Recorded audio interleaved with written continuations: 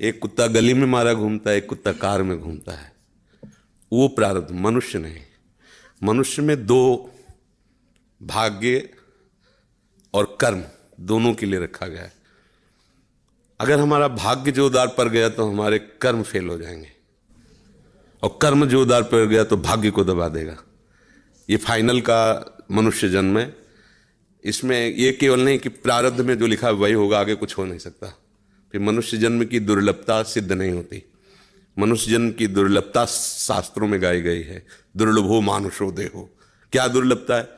अब हमारे प्रारब्ध में लिखा है दुख ही भोगना है, लेकिन आपने निश्चय किया सत्संग सुन करके कि सर्व सामर्थ्यशाली भगवान और भगवान का नाम सब कुछ कर सकता है।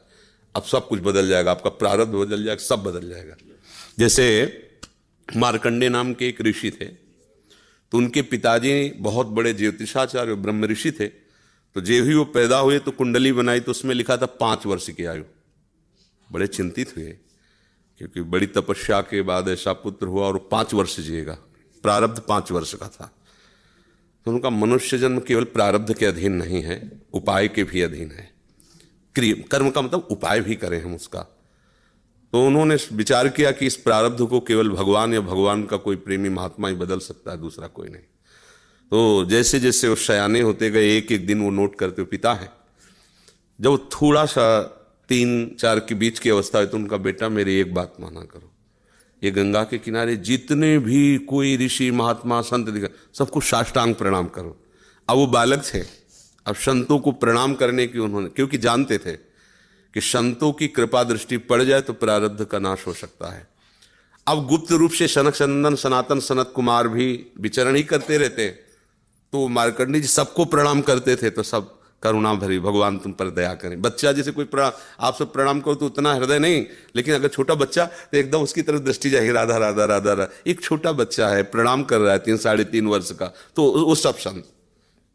और वो चुपचाप बैठ करके देखा करते थे उनके पिता कि किसी ऐसे महापुरुष का आगमन हो जो सृष्टि पर शासन करने की सामर्थ्य रखता हो, तभी प्रारब्ध बदल सकता है। छोटी मोटी तपस्या वाले से प्रारब्ध थोड़ी बढ़ता है। उन्होंने देखा ये चारों तो कुमार हैं, सनक सनंदन सनातन सनत कुमार, जो साष्टांग किया तो वो एकदम, वो भी 5 वर्ष की अवस्था में रहते हैं हर समय। उन्होंने कहा चिरंजीवी भव। बस वो खड़े हो गए, बोले महाराज ये अभागा चिरंजीवी लायक नहीं है, इसके प्रारब्ध में 5 वर्ष की आयु लिखी और चौथा भी पूर्ण होने जा रहा है, कुछ समय का जीवन है। सनकादि ने कहा जो चिरंजीवी भव तो चिरंजीवी भव। हमने उसका भाग्य देख के थोड़ी बोला, उसका आचरण देख के बोला।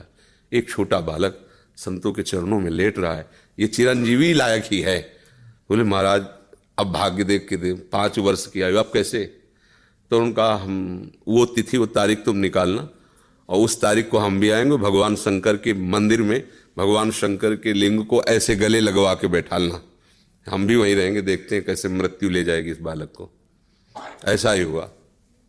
अब संतों के बताए हुए मार्ग पर चलने वाले का मंगल ही होता है। तो वैसे चारों कुमार वहां विराजमान गुप्त रूप से, धर्मराज पधारी, यमराज के रूप में नहीं, धर्मराज के रूप में।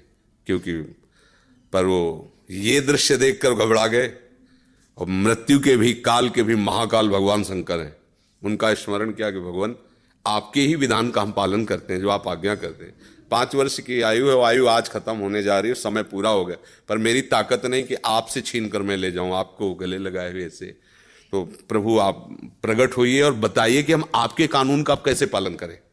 अगर हम अभद्रता करते हैं तो आपकी मर्यादा जाती है, और अगर मैं अपने आपके कानून का पालन नहीं करते तो धर्म का नाश होता है। तो भगवान शंकर प्रकट हुए और उन्होंने कहा कि तुम्हें कोई परेशानी की बात नहीं, 5 वर्ष की आयु है ना, मेरी आयु के 5 वर्ष इसको जोड़ लीजिए। भगवान ने कहा मेरे हिसाब से। भगवान को जानते, जब यहां का पूरी सृष्टि का विनाश होता है ना, तो इतना होता है, निमेष निमेष इतने, जैसे भागवत में आता है ब्रह्मलोक में एक कमल की पंखुड़ी ऐसे छेदी गई तो मृत्युलोक का 1 वर्ष और वहां का इतना समय। तो भगवान का निमेष और ब्रह्मा की पूरी की आयु व्यतीत हो गई। आज भी अविनाशी हैं मार्कंडे ऋषि, आज भी विराजमान है। क्या हुआ? क्रियमाण ने जोर कर दिया, प्रारब्ध का नाश हो गया।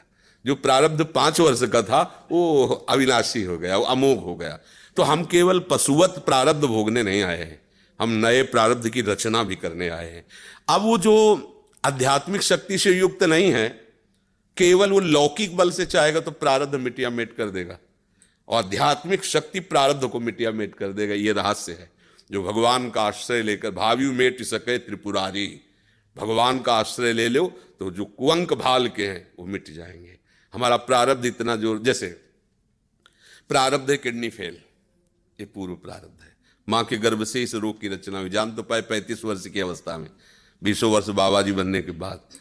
अब मांगते खाते अपने भजन मार्ग में चलते रहे, अब किडनी खराब हो गई। अब क्या, ये तो सब रुपए का खेल इसमें, ये तो इसमें धन चाहिए, हमारे पास कुछ नहीं है। अब हम जिनके आश्रित थे उन्होंने खेल बदला, ये सब व्यवस्था कर दी। ये हमारे प्रारब्ध में नहीं था, प्रारब्ध में तो दुर्गति थी, दोनों किडनी फेल हैं, लेकिन आश्रय जिनका लिए उन्होंने चैप्टर बदल दिया। अब देखो किडनी खराब, 2 बजे से दिनचर्या चल रही, 2 बजे रात से। ये किडनी वाले पेशेंट की दिनचर्या होती है क्या 2 बजे रात से? तो ये है इनके चरणों का बल, और ये हमारा बल। हमारे बुरे कर्मों का फल हमको मिल रहा है, और उनके आश्रित हैं, तो ऐसे हमारा जीवन कट रहा है, ऐसे गोद में लिए काट रहे हैं। तो हम केवल प्रारब्ध के ही अधीन नहीं, हम कोई पशु नहीं है, मनुष्य जन्म में मिला है। हम नया कर्म करें ऐसा कि हमारे प्रारब्ध, बुरे प्रारब्ध का नाश हो जाए। हम ऐसे भगवान का आश्रय लेकर भजन करें कि हमारा, अच्छा भगवान सब कुछ है।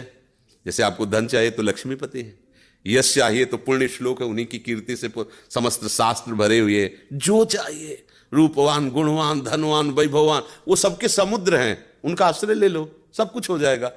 अब अगर केवल धन पर लक्ष्य रखोगे, वो भगवान का आश्रय नहीं लिया, तो बुरे कर्मों से भी तुम नहीं बच पाओगे।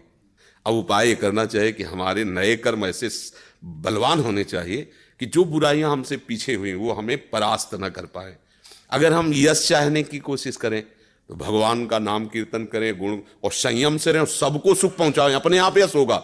और अपने यश के लिए हम दंभ पाखंड करें तो बाद में ऐसी कालिक पोतेगी कि ना लोक के रह जाओगे ना परलोक के रह जाओगे। तो हमें यश चाहिए, धन चाहिए, सुख चाहिए, तो एकमात्र भगवान का सहारा लेकर हम भागवतिक आध्यात्मिक कर्म ऐसे करें जिससे सबका मंगल हो जाए, सबको सुख प्राप्त हो जाए। जैसे हमें अच्छा भोजन चाहिए तो दूसरे की थाली से छीने नहीं, अपनी थाली का दूसरे को पवा दे। अब तुम्हारे लिए जो व्यवस्था होगी बड़ी हाई क्लास की होगी, क्योंकि वो सरकारी होगी। वो देख रहा है ना, तुम दूसरों के लिए अपने सुख का त्याग कर रहे हो, तो तुम्हें कभी दुखी देख ही नहीं सकता।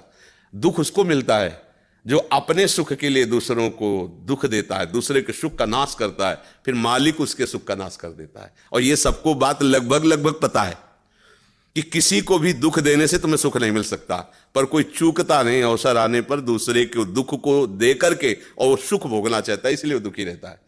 अगर चतुरता आ जाए, विवेक आ जाए, और विवेक पूर्वक को अपने कर्म को संभाल ले, तो बुरा प्रारब्ध भी टल जाएगा, मंगल ही मंगल, आनंद ही आनंद रहेगा। ये भगवान का आश्रय ले।